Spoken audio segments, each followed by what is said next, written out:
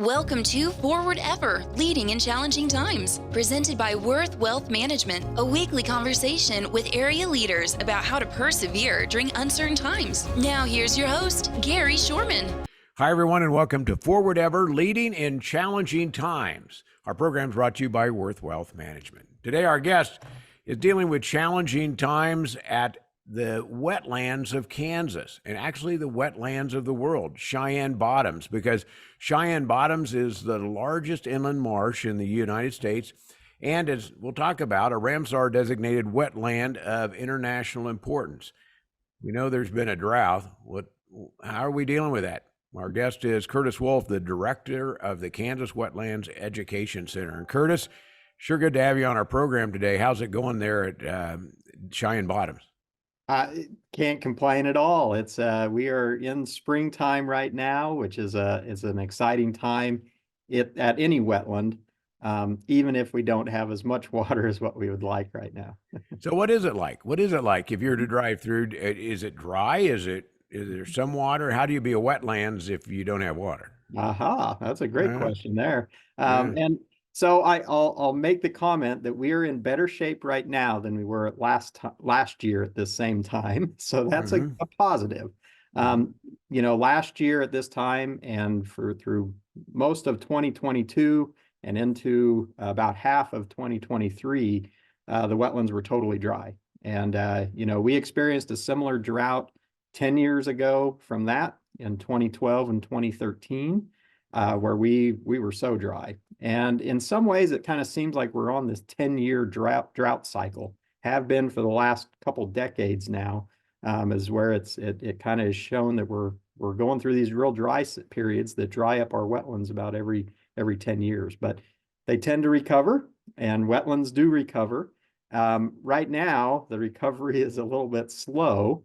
There was some rains last June west of Barton County that provided some good flow down the Walnut Creek. The state of Kansas has water rights on that water, and they can divert water through an inlet canal and so they're able to capture a fair bit of water last June, put that into one of the storage pools. And that's kind of what we're working with now is that water. And so there's water in one of the pools, and then they were able to use some of that storage water to flood one of the other pools during the hunting season this last fall and winter. And there's still water in there. But other than that, the other 7 pools are basically dry here. Well, when you look at this, Curtis, people that really don't know much about it. How big is Cheyenne Bottoms? How many acres are we talking about? Absolutely. And I think, I don't know, I was on your interview with you. It's probably been 10 years ago, 15 years ago now. I don't know. And yeah, we were both kids back then. Exactly. And so, we talk all the time about how, I guess in some ways, people take this place for granted, and people that have grown up in central Kansas know nothing about Cheyenne Bottoms. And to have literally the largest wetland on the interior of the United States right here in our backyard is pretty special. It's a 41,000 acre basin, is the entire thing. That's divided up into several sections. The state of Kansas and Department of Wildlife and Parks, they manage about 21,000 acres of that pool.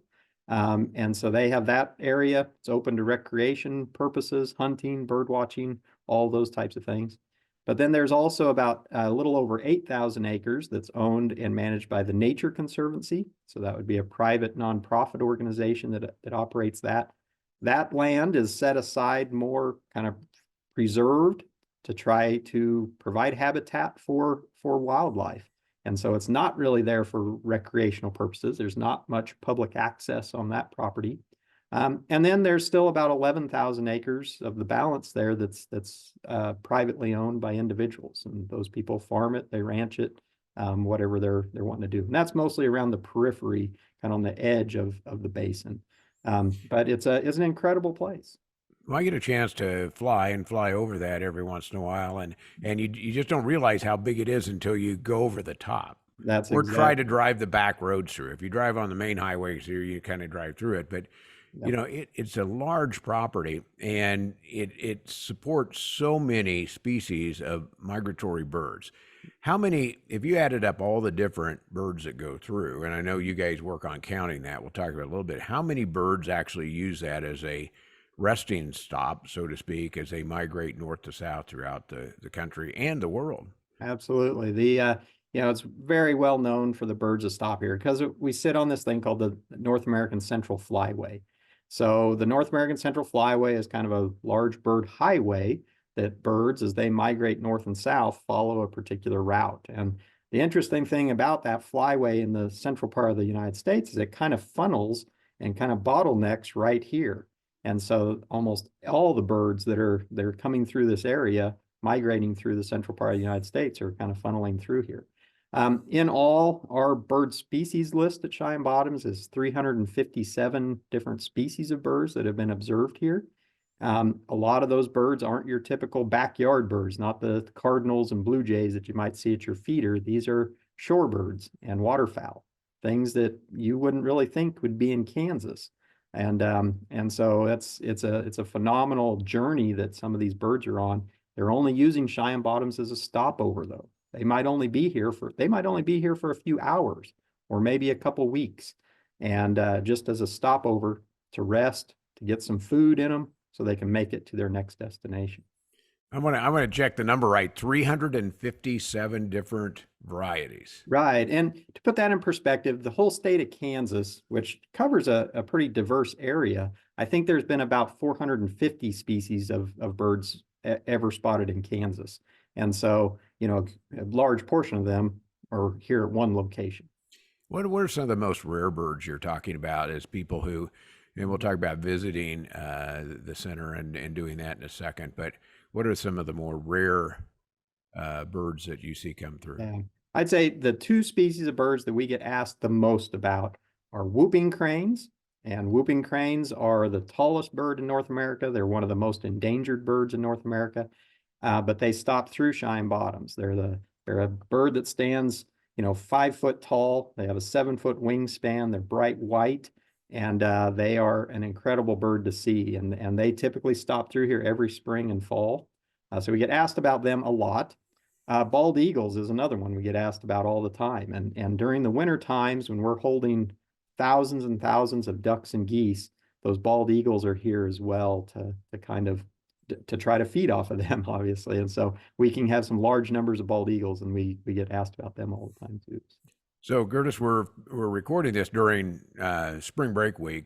Is that a busy time for you? It is, yes. We offer for the last about 8 or 9 years, I think, we've offered spring break activities all week. It's a wonderful opportunity. Every afternoon, we offer a different drop-in activity. So these aren't real structured, not real formal programs, but we have a little activity on a different topic every single day. And so each day, and we have some families that literally come in Monday all the way through Friday to come in and do the little activity. And it's a real fun way to get the kids out of the house when they're available, and it provides a lot of people coming through. Now, do you have telescopes, et cetera, for people to use, or should people bring all those when they come visit? Yeah, you know, any trip out to Cheyenne Bottoms, if you have binoculars and that sort of thing, that's going to be your weapon of choice, I guess, to be able to see all the birds here. And you know, you can get a nice pair of binoculars even at Walmart. Obviously, with optics, the more you spend, the better. It's you get what you pay for. We do have binoculars here, and if people come out, we will take people out on van tours. We have a 12-passenger van, and you can call. It's best to call and reserve those. And we'll take you out on a little guided tour to show you what the sights are of Cheyenne Bottoms. And we have plenty of binoculars and field guides to help you out on those journeys. Well, it sounds really cool, and especially if there are birds there. I know sometimes maybe the birds aren't there. They're more than others. But I understand there's a lot of migratory action, if I can call it that, going on right now. Is that correct? We're right in the midst of spring. Well, spring migration this year has been about 3 to 4 weeks early, which is amazing. We've started seeing species already that we wouldn't expect to see until later April and even possibly May. And so things are showing up early, but The nice thing about Cheyenne Bottoms is you can come out here any time of year and see some phenomenal wildlife out here, and birds especially. Different times of the year present different viewing opportunities. The peak, the best time is during the spring migration though. Anywhere from now through about the first half of May is kind of the peak, with the major peak being the last 2 weeks of April, first 2 weeks of May. Well, Curtis, we're going to take a quick break here and come back and talk about how people can find out a little bit more about maybe how to get there, what to do, timing wise, some of the things about the visitor center at Cheyenne Bottoms, because it's set up to really facilitate people who love to watch birds and the things that you are doing. We're going to take that break. We'll be back with more on Forward Ever after this. The most successful investors are those that can keep their emotions in check and take a longer-term view at what portfolios will be worth 3 to 5 years down the road. I'd say that's the most important in determining what investor outcomes are. Market corrections will continue in the future. We've seen many of them over the years, only to see equity prices rise higher, and that'll be the case in the future. Worth Wealth Management, enhancing lives and strengthening families. Welcome back to Forward Ever, Leading in Challenging Times. Our guest is Curtis Wolf, who is the director at Cheyenne Bottoms, and it's a busy time of year. A lot of guests are flying into Cheyenne Bottoms on their migration path. And Curtis, you were talking about how you find out more, because families, you had a great idea at spring break. What do you want to do? It's not that far for so many of us that are listening right now on this program to go and see something quite unusual that you'll probably be talking about for years. How do they get there? How do they find out more about Cheyenne Bottoms and the Visitor Center? Absolutely. We're easy to find. We're smack dab in the middle of Kansas, pretty much. So Cheyenne Bottoms itself is located about 10 miles northeast of Great Bend, Kansas. The Wetlands Education Center is on the southeast corner of Cheyenne Bottoms, right on 156 highway. So the highway that goes basically from Great Bend up to Ellsworth and up to Interstate. We're right there, right on the southeast corner of Cheyenne Bottoms, and can't really miss us. The thing is, though, Cheyenne Bottoms is big, and we get a lot of people that come down and they figure, oh, I'll be able to find the Wetlands Education Center, but it's such a big place, you can get in there and not even realize where the center's at. So just know that we're on the southeast corner, and the center is a great place to start your venture from. We can kind of get you lined out with maps, tell you what's being seen and where to go, and then give you some introductory material about Cheyenne Bottoms as well. Is there a website? Yeah, so our website, we have a wonderful website that has all our programs on it, a lot of the things that you can do here. People can Google Kansas Wetlands Education Center and find that, or it's wetlandscenter.fhsu.edu is our website. You mentioned the fact that maybe migration is happening a little bit earlier this year, but I know a lot of birds and like purple martins for one, they come from a long way, but it seems like their timing is always just right on. How close can you set your clock to where these birds show up and go through? Yeah, so phenology is actually a study of biology that studies the natural occurrence and the timing of those occurrences throughout the year. And so we have phenology charts that try to track when the first date that we might see a particular bird or something like that. And so it uses I think the chart we have is based on about 40 years of data of recording the first date of observation for certain species. And so they put those together, get an average first date for different species for both spring and fall. And so we can track that. And it's incredible how accurate and how precise those birds are every year. For example, so killdeer, it's one of the first shorebirds we see in the springtime, and that average first date of observance is February 28th. So here a couple weeks ago from when we're taping this, and but that they showed up about 3 weeks early that we saw the first killdeer this year. So that's part of what happens. So you look up in the sky and you see these formation of geese or ducks, and they're all formed. You go, how do they know where to go? It's just amazing, Mother Nature figuring out how that happened. And And I guess if you're looking up and you're here, you see us north of Great Bend. They're probably, if the ducks and geese are heading to the wetlands, because that's where their stopping point is. Yeah, total instinct for these birds to know where to go and where they're going to be finding the resources they need. And I'd love to share just a quick story of a bird called a Hudsonian godwit. So a Hudsonian godwit is a shorebird. They stand about, a foot tall, and they are a very long distant migrant. And they stop here at Cheyenne Bottoms. A few years ago, there were some researchers that were studying Hudsonian godwits, and they put radio transmitters on them in Chile, South America. And so they found them there, put radio transmitters on them, and they were tracking the movements of these birds. They followed one bird that left Chile, flew 6 days straight, and landed at Cheyenne Bottoms, and stayed here, was here for about a week. The researchers were able to come out, get eyes on the bird even, and tracked it from there. From here, I think it went up to the Dakotas and then on up. They're one that will go all the way up to like the Arctic Circle for their breeding ground. So, this idea of an international wetland, there's so many aspects to that, and that's one of those that's such an important one. That's one thing, and you mentioned how fortunate we are. We have something of this caliber right here next door, or right here in our state, to be able to see that. But you talk about the international part of Chile. I haven't added that up in miles. That's a long way from here. Yeah, I don't know what the actual mileage is, but it's huge. And thinking of just the physiology of a bird being able to fly for 6 days straight without stopping to get here, just to refuel, spend some time eating, getting some fat reserves put on so it can make it further north. I bet the birds are happy to see the wetlands show up down below. Yeah, and you it's got mentioned to be eating. kind of an oasis type thing. Yeah, like, wow, I'm finally made it after 6 days of flying. You said food and eating. Do you stock, supply, support these birds with different types of food, and how do you do that? Yeah, so that, wetlands are so productive. They provide so much food naturally. And most of these shorebirds, they're eating little insects and aquatic insects. The waters of Cheyenne Bottoms are just teeming full of bloodworms and other aquatic insects that these birds are finding and eating. And that's the real important part. That's why the birds stop here, is because of that.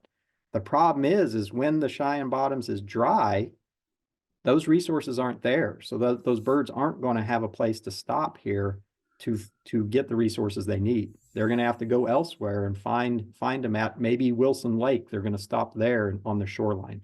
But they're very limited in the type of habitat that they're looking for there, as opposed to a place like Cheyenne Bottoms. So it can be to their detriment. It can be to the birds' detriment when Cheyenne Bottoms doesn't have water. But the years we have it, that the birds are going to stop. Boy, I love what you do down there. You guys are now in the process of the major side of counting and taking care.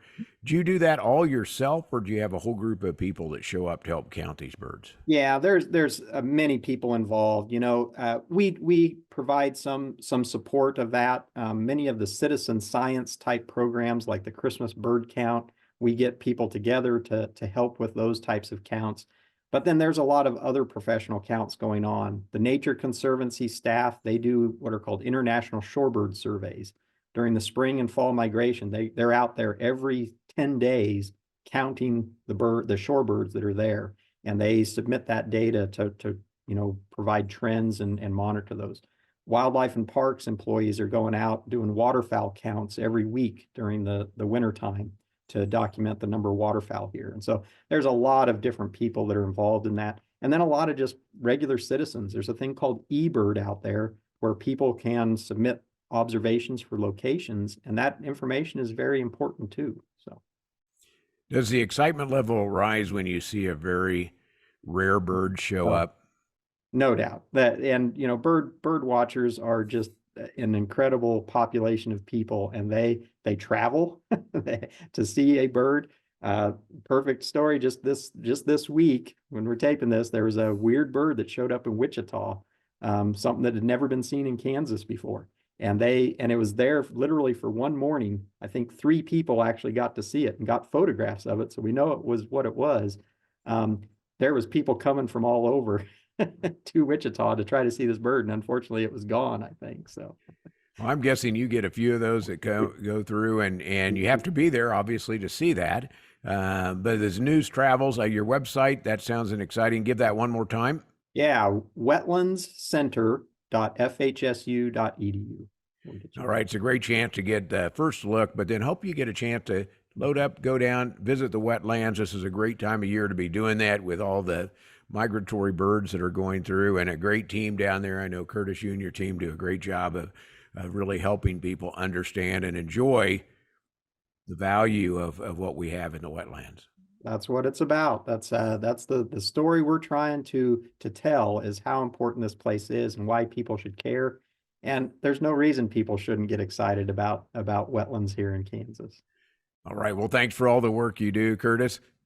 Thanks for being on our program. Curtis Wolf, the director of the Kansas Wetlands Education Center. You've been listening to Forward Ever, Leading in Challenging Times. It's brought to you by Worth Wealth Management. I'm Gary Shorman. Thanks for listening. Thanks for joining us for Forward Ever, Leading in Challenging Times, presented by Worth Wealth Management. Join us right here next week for another episode with host Gary Shorman. Until then, remember to move forward ever, backward never.